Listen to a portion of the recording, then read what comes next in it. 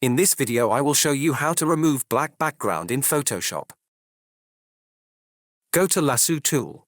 Select this image area.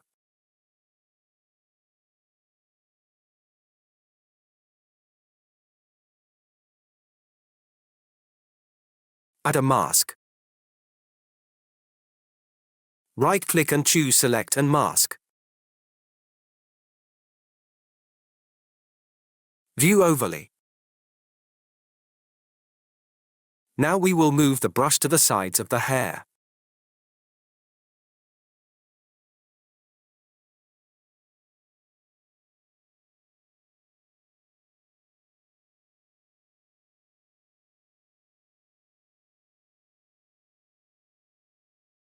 Click on Decontaminate Color. Press OK. Go to Adjustment Layer and choose Solid Color. Change this color and press OK.